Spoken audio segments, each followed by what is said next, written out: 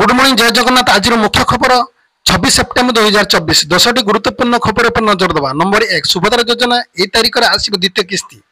सुभद्रा योजना नहीं आसला बड़ अपडेट। केवे सुभद्रा किस्ती मिल से नहीं उपमुख्यमंत्री प्रभात परिडा सूचना देते। कहवा अनुसार 2 दिन तले जहाँ रिव्यू देते जहाँ पाखापाखि 92 लाख लोक आवेदन कर जाना पाई EKYC टिके समय लगुच प्रभात परिडा। सुभद्रा कोटिए लोकों पाखक पहुंचा एक रू स्लाब पुणी लोकों दिज्व जो मैंने आवेदन कर सरकार समस्त भेरिफिकेशन करेंगे। प्रथम थर 25,11,000 लोक पाख आम पहुँची पारिछु। खूब शीघ्र कोटिए लोक पाख पहुँचू। कई व्यस्त विव्रत कि धैर्य करातु ना। आज स्थिति प्राय 8 तारिख पर आउ रहा। प्रथम थर तेणु टिके कष्ट हो प्रथम किस्ती पायापर आउ स्थिति रहा बोली से कहते। तेणु मार्च 8 तारिख समस्त आकार संगे द्वितीय किस्ती पाइपर बोली कहते उपमुख्यमंत्री। नंबर 2 48 घंटा प्रबल बरसिब बिजुड़ी घड़घड़ी सह प्रबल वर्षा। दुर्बल होइछि लघुचाप तथापि यार प्रभाव में आसंता 48 घंटा वर्षा रहिबो। अनेक स्थान में घड़घड़ी बिजुड़ी सह प्रबल वर्षा रहिबो। उत्तर ओडिशा भल वर्षा हवा नहीं पाणीपाग विभाग सूचना देछि। 48 घंटा पर भी राज्यर किछि स्थान में हालुकारु मध्यम धरण वर्षार जारी रहिबो। आगामी 7 दिन जाए मौसम प्रत्यावर्तन पाग अनुकूल हम ना बोली सूचना देते पाणीपाग विभाग। राज्यर प्रबल वर्षा होते अनेक स्थान में गरम घुड़घुड़ी अनुभूति होगी। काली राज्यर किसी स्थान में प्रबल वर्षा रही। बालेश्वर मयूरभंज केन्दुझर भद्रक सुंदरगढ़ जिला को नहीं चेतावनी जारी होती। 27 तारिख ठारू जदियो राज्यर वर्षा लग रही मात्र वर्षार परिमाण कम। नंबर 3 रूस और जापान को पछरे पकड़ा भारत। अमेरिका और चीन पछरे दखल कला तृतीय स्थान। अमेरिका और चीन पर एशिया पावर इंडेक्स रैंकिंग रे भारत तृतीय स्थान रही। भारत रूस और जापान को पछरे पकाई देछि। भारत तृतीय बृहत महाशक्ति भाव मान्यता पाई। एथिरे भारत 39.1 स्कोर सहित निजर विश्वस्थिति को आहरी मजबूत करिछि। जापान 38.9 स्कोर सहित चतुर्थ स्थान को खसी आसी। एसहित ए रैंकिंग रे पाकिस्तान अवस्था आहरी खराब देखा जाउछि। ए रैंकिंग रे पाकिस्तान स्थिति अत्यंत खराब। 14.4 मार्क सहित 16तम स्थान में पाकिस्तान अच्छी। एशिया पावर इंडेक्स रैंकिंग रे भारत आर्थिक संभावना 4.2 पॉइंट को वृद्धि पाई। यह सहित भविष्य संबल दृष्टि भारत स्कोर 8.2 पॉइंट को वृद्धि पाई। भारतर यह सफलता यार बृहत जनसंख्या द्रुत गतिर वृद्धि पाउथबा अर्थनीति और मजबूत कूटनीतिक प्रयास को दिया जाउछि। नंबर 4 आज ओडिशा आसी बीजेपी राष्ट्रीय अध्यक्ष जेपी नड्डा। बीजेपी राष्ट्रीय अध्यक्ष तथा केंद्रीय स्वास्थ्य मंत्री जेपी नड्डा आज ओडिशा आसवे। आज इन सूचना देते राज्य बीजेपी सभापति मनमोहन सामल। मनमोहन सामल कहते बीजेपी राष्ट्रीय अध्यक्ष जेपी नड्डा दिनिकिया ओडिशा गस्तर आसी पार्टी ऑफिस रे पहुंचे। एठारे बीजेपी सांसद और विधायक दलीय कर्मकर्ता मान सह आलोचना कार्यक्रम रही। तेबे बीजेपी सदस्य अभियान चलता बेले बीजेपी राष्ट्रीय अध्यक्ष ओडिशा गस्त यथेष्ट गुरुत्वपूर्ण वहन करुछि। से पूर्वाह्न 11 गोटे जाए बीजेपी पार्टी ऑफिस रहिबे बोली जना जायछि। एही समय दलीय कर्मकर्ता मान गुरुमंत्र देवे। नंबर 5 2 दिन मिलित समराभ्यास आरंभ। 18 ऊर्ध्व केंद्र और राज्य सरकार विभाग सामिल। केंद्र और राज्य सरकार 2 दिन मिलित समराभ्यास आरंभ। बुधवार ठारू उपकूल सुरक्षा निजर समराभ्यास सागर कवच 2 आरंभ होइछि। ए मिलित समराभ्यास सामिल होइछन्ते 18 ऊर्ध्व केंद्र और राज्य सरकार विभाग।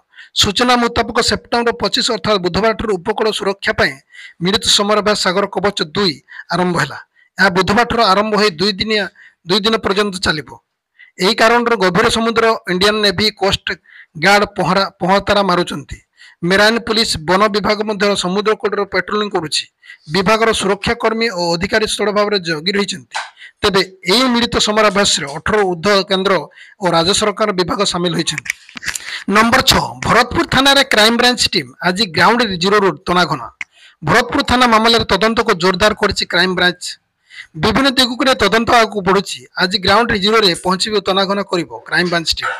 यहाँ पर पथरगड़िया जीव टीम पथरगाड़ी रास्तार मेजर और तांको बांधवी सह किछि रोड रोमियो झमेला करथिले। सेपरि भरतपुर थाना से निर्यातन दी अभियोग होता। एसबू स्थान में जमती से दिन कौन घटी क्यों स्तर परिस्थिति गंडगोल होता टिकनिक तदंत कर क्राइम ब्रांच टीम। अन्यपटे बुधवार कोर्ट हाजर हेबे दिनकृष्ण मिश्र। दिनकृष्ण मिश्र को लाइव डिटेक्शन टेस्ट शुणाणी हेब। नीलमुद्रा आईआईसी दिनकृष्ण मिश्र टेस्ट हेबे शुणाणी भुवनेश्वर जेएमएफसी कोर्ट रे हेबे शुणाणी दिनकृष्ण सहित उपरे निर्भर करुच्ची टेस्ट दिनकृष्ण मिश्र सहमत देले हेबो टेस्ट। नंबर 7 श्रीमंदिर नियुक्त हेबे खाद्य अधिकारी विश्व प्रसिद्ध पुरी श्री मंदिर खाद्य अधिकारी नियुक्त हेबे खाद्य अधिकारी महाप्रसाद सुखिला भोगर मान जांच करिवे श्रीमंदिर प्रशासन पक्षरे एने खूब शीघ्र मार्गदर्शित जारी रहिबो। राज्य सरकार को आईन मंत्री पृथ्वीराज हरिचंदन बुधवार गणमाध्यम को ए सूचना देइछन्ति। आईन मंत्री श्री हरिचंदन कहिछन्ति द्वादश शताब्दी श्रीक्षेत्र रे व्यवहृत घीर शुभ गुणवत्ता एवं भोगरे व्यवहृत सामग्री मध्य खाद्य अधिकारी जांच करिवे। श्रीमंदिर बिक्री होता महाप्रसाद और घी अन्य सामग्री नहीं श्रद्धालु नहीं अनेक समय अभियोग आनी थांती। प्रशासन पक्ष जदि श्रीमंदिर खाद्य अधिकारी नियुक्त करा निश्चित भाव एक भल व्यवस्था हो पार सब मूल्य यही पदक्षेप स्वागत करेंगे। नंबर 8 ऑनलाइन रे पेमेंट उपरे लागिबे टैक्स ऑनलाइन रे पेमेंट उपरे लागिबे टैक्स जीएसटी लागू करबा योजना करचंते केंद्र सरकार। जीएसटी लागू हेले यूपीआई पेमेंट छाड़ी पारंती 75% यूजर्स। लोकल सर्कल संस्था पक्ष होइतिबा सर्वे आसिला रिपोर्ट जीएसटी लागू हेले यूजर्स पेमेंट छाड़ी पारंते 75% व्यवहारकारी ऑनलाइन ट्रांजैक्शन उपरे सरकार जीएसटी लागू करबा योजना करचंते बेले एभली रिपोर्ट सामना को आसीची। पान दुकान नहीं विदेश यात्रा पर्यंत वर्तमान यूपीआई एक प्रमुख माध्यम पलटि प्रति 10 जन मध्य 4 जन व्यक्ति यूपीआई पेमेंट व्यवस्था आपणई एसबू मध्य आगु केंद्र सरकार यूपीआई नेणदेण उपर जीएसटी लागू करें निजर निकटर खबर प्रकाश पाई शेष जीएसटी काउंसिल बैठक में आलोचना कर। नंबर 9 वेस्टर अदल बड़ दल अनामचरण पात्र हेले कटक महानगर निगम कमिशनर वेस्टर बुधवार दिन बड़ धरण अदल बदल होती अनामचरण पात्र कटक महानगर कमिशनर भाव नियुक्त कर राज्य सरकार। यह पूर्व से कटक महानगर निगम अतिरिक्त कमिशनर थिले कटक महानगर निगम अतिरिक्त कमिशनर भाव नियुक्त होती कल्पतर बेहरा। यह पूर्व से पूर्वतन ग्राम उन्नयन दक्षता विकास और वैषयिक शिक्षा विभाग मंत्री व्यक्तिगत सचिव थिले। सेपरे प्रदीप कुमार राउत को उकाक मुख्य निर्वाही अधिकारी भाव नियुक्ति मिली। सेपरी सुंदरगढ़ जिला बणाई तहसिलदार थिबा अशोक कुमार गड़तिया अतिरिक्त बहकारी कमिशनर भाव कटक बदली कर मयूरभंज एडीएम थिबा उदय कुमार महापात्र को अनुगुड़ एडीएम भाव नियुक्ति मिली।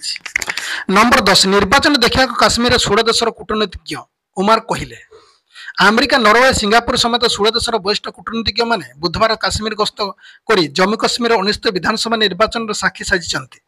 बुधवार सेठार द्वितीय पर्यायर 26 आसन पर मतदान चली निकटर अनुष्ठित लोकसभा निर्वाचन पर भल भोट प्रतिशत को दृष्टि रखी शांतिपूर्ण निर्वाचन प्रक्रिया प्रदर्शन करने उद्देश्य केंद्र प्रधानमंत्री नरेंद्र मोदी सरकार विदेशी प्रतिनिधि को आमंत्रण करथिले।